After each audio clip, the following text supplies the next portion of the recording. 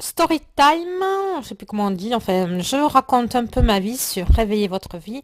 Je pousse un autre coup de gueule sur ma vie artistique, sur quelque chose pour que s'il y a des peintres qui m'écoutent, qui prennent conscience de quelque chose. Voilà. Parce que c'est difficile de faire bouger les choses, mais si tout le monde met un petit grain dans son coin, sème une petite graine, ça peut faire des merveilles. Donc, donc à une époque, je faisais que peindre. Enfin non, je faisais d'autres choses aussi. Bon, enfin, je peignais beaucoup. J'avais un emploi du temps qui était par rapport aussi à mon atelier. Donc voilà, tous les matins, j'allais à l'atelier peindre, dans un atelier collectif. Et oui, je donnais des cours aussi de peinture. Et puis donc j'organisais des expos et puis je participais à des... Alors ce que j'aimais bien, c'est faire des concours dans les villages, des concours de peinture. Et un jour, quelqu'un m'a fait une réflexion et ça m'a vraiment... Puis après, j'ai fait aussi, plus tard, j'ai fait... bon, alors moi-même, j'ai organisé des expos collectives. Et puis après, j'ai fait moi-même ce qu'on appelle du live painting. Alors, c'est de la peinture en direct des concerts. C'est-à-dire qu'au niveau des musiciens qui venaient en prestation, on avait une petite scène, que je faisais ça avec un de mes profs de peinture. Euh, Parce qu'on a toujours, enfin on peut être prof, mais on a toujours quelqu'un plus au-dessus de soi et qui nous donne des cours aussi. Et donc on montait sur scène et puis on faisait du direct live, c'est-à-dire qu'on faisait des croquis en direct sur une petite scène en perpendiculaire à la scène des musiciens. On faisait des croquis en live, on dessinait les musiciens en rythme avec la musique, tout ça, on essayait de prendre sur le vif. Et on faisait ça sur des grandes feuilles, d'ailleurs, qu'on arrivait à vendre. Et, et donc, on était payé par rapport à la prestation artistique. Et c'est là qui m'est venue une réflexion, c'est-à-dire que quand vous faites des concours de peinture, donc vous partez dans un village, c'est vous qui faites l'animation, puisque vous êtes acteur de la vie culturelle, c'est vous l'acteur, quoi. Donc vous vous déplacez, vous allez dans le village, donc ça fait des frais de déplacement. Vous faites l'animation, c'est vous-même qui faites l'animation, puisque vous peignez dans le village. Bon, vous peignez le village, enfin c'est souvent des villes à dimension humaine ou des anciennes bastides ou des choses comme ça. Donc vous peignez, et puis vous amenez votre propre matériel, c'est vous qui faites l'animation, et donc c'est un concours, vous pouvez gagner des prix. Bon, bon, on n'est pas là pour débattre les prix que j'ai gagnés ou pas, mais donc vous êtes là en train de faire... bon, moi ce qui me plaisait c'est d'être au soleil, de rencontrer d'autres peintres, et puis bon voilà, c'est le côté animation, etc. Mais c'est vous en tant que peintre qui devez payer.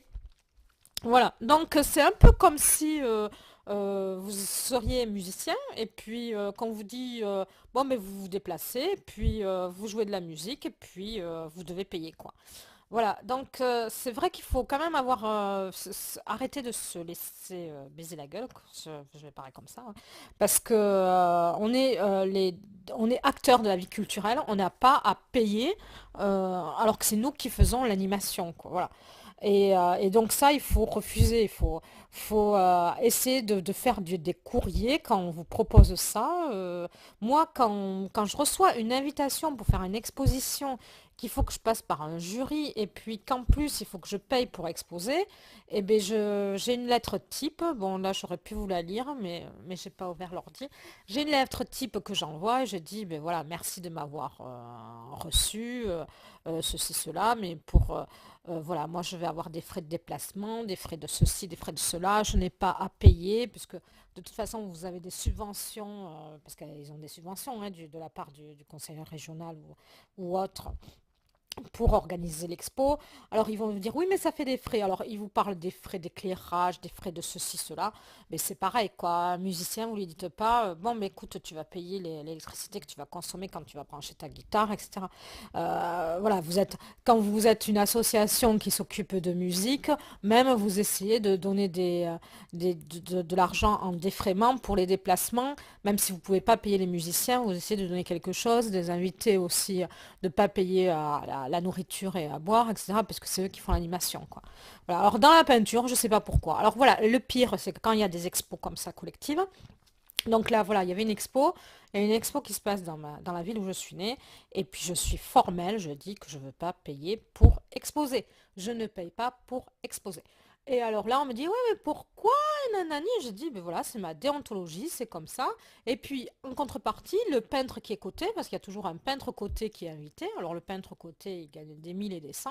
Comme il est reconnu, comme c'est lui qui va faire la pub quelque part pour vous, etc. Donc il est invité, il ne paye pas, mais vous, les plus petits, vous payez.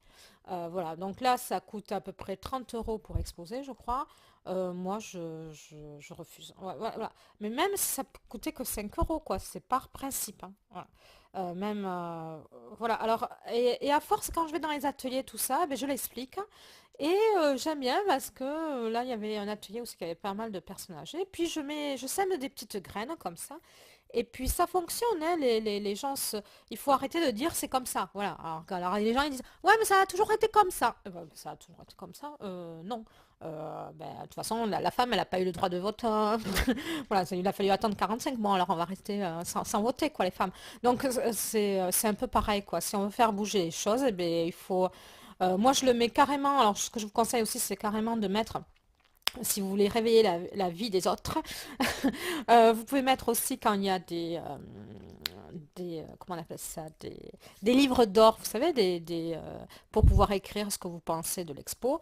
Voilà, vous posez la question à l'organisateur ou si les personnes qui ont exposé ont dû payer pour exposer, parce que c'est pas tous les lieux comme ça, hein. Il y a des lieux où c'est gratuit et qu'il faut réserver à l'avance. Voilà, vous posez la question si les gens qui ont exposé ont dû payer, puis vous mettez une petite réflexion dans le livre d'or, voilà, en disant, voilà, bon, c'est eux qui font l'animation et c'est eux qui doivent payer. Et puis voilà, à chaque fois, je fais un peu la notion par rapport à la musique, hein. Le comparatif avec la musique. Alors, autre chose aussi, une fois, je suis allée carrément. Alors, un truc très mondain, voilà, il y avait pas le député, il y avait le responsable de la culture au niveau régional, je crois même, hein. Le responsable de la culture au niveau le délégué à la culture au niveau du conseil général, l'ADA, Association de développement des arts, donc il y a pas des ADA dans tous les départements, je crois pas. Enfin voilà, c'est une association pour développer les arts. Il y avait donc, voilà, il y avait tout ce beau monde, donc ils avaient fait une expo, ils avaient organisé une expo avec tous les petits RSA, tous les petits RMistes, tous les petits qui faisaient de la peinture. Donc ils avaient tous exposé. Donc ils n'avaient pas à payer quand même, mais ils avaient tous exposé ces gens-là, quoi. Et il y avait des choses qui étaient très bien. Et puis on les voyait se pavaner, là, alors on discutait, voilà. Et puis à un moment donné, je leur dis une réflexion, je dis, mais vous présentez pas les artistes? Et il y en a un qui me dit ah bon, il faut présenter les artistes. Enfin voilà quoi, donc c'est de la masturbation intellectuelle. Puis ils ont même pas fait l'effort de présenter les artistes. Et après je me suis dit, bah, écoute, ça m'a tellement pris la tête parce que je me suis dit, bah, je vais taper le plus haut possible là, je vais taper au plus haut par rapport à toute cette organisation, toute cette manifestation artistique qu'il y avait. Et je vais faire un courrier. Et ça m'a pris 3 4 jours, ça m'a pris la tête, hein, et j'ai voulu faire avancer les choses. J'ai fait ce courrier en disant, voilà, c'est votre devoir de faire connaître ces gens, ceci, cela. Enfin, voilà. J'ai fait un courrier. Je sais pas quoi. Enfin voilà, je me suis vraiment pris la tête sur ce courrier. J'ai vraiment mis beaucoup d'énergie. Et bien, je vous assure que ça a fonctionné. Quelques jours après, il a mis un article dans la presse comme quoi il voulait présenter les artistes de l'expo qui avait été mise en place pour présenter les artistes. Voilà. Moi, j'avais signé de mon nom. Il a voulu savoir qui j'étais, mais voilà, j'ai un nom très commun, hein, c'est comme si je m'appelais Sylvie Dupont, il y en a je sais pas combien. Donc après, bon, j'ai des pseudos, hein. Mais voilà, enfin, il n'a pas su qui avait envoyé ce courrier. Mais ce qui m'a plu, moi, c'est que cette action, cette lettre a eu a eu son effet, puis elle est allée à destinataire. Voilà, voilà. Et j'ai pris vraiment du temps, je l'ai fait corriger plusieurs fois. Voilà, je croyais que ça allait pas marcher parce que de mettre autant d'énergie, mais j'étais tellement, voilà, se battre pour une cause, voilà. Bon, mais voilà, donc c'est se réveiller votre vie, c'est une anecdote de ma vie d'artiste, de ma vie d'avant. Et enfin, je fais encore des choses, mais je vous dis à bientôt pour un prochain story time sur cette vie-là. Au revoir et à bientôt.